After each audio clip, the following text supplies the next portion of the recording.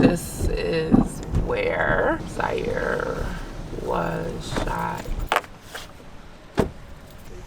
So I am Zeneta Everhart, and my son is Zaire Goodman.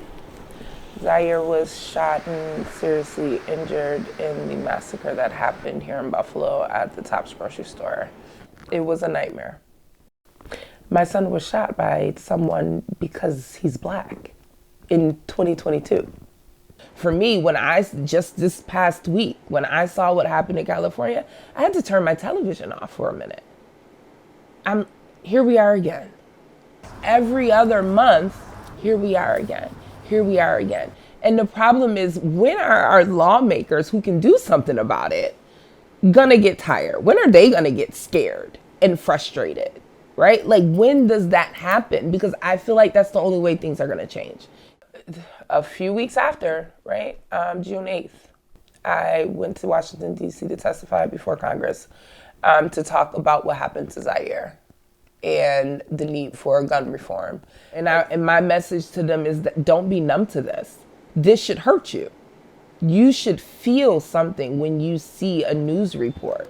Well, sociology teaches us that when society starts to break down, when we enter a period of normlessness or anomie, where we're no longer bound to each other, no longer connected, then we see more of these kinds of incidents. A child shooting a teacher, a deranged teenager shooting up a school. I think the real danger at the period we're in right now, because of the frequency of the mass shootings, is that they start to get normalized. And it shouldn't just be those who are directly affected.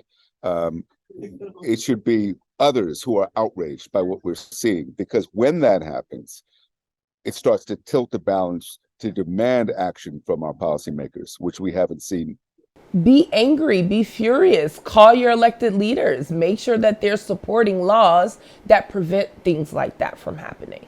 Every time there's a mass shooting, my phone goes off because of the text groups that I belong to and these different organizations. And the messages are always, what are we about to do?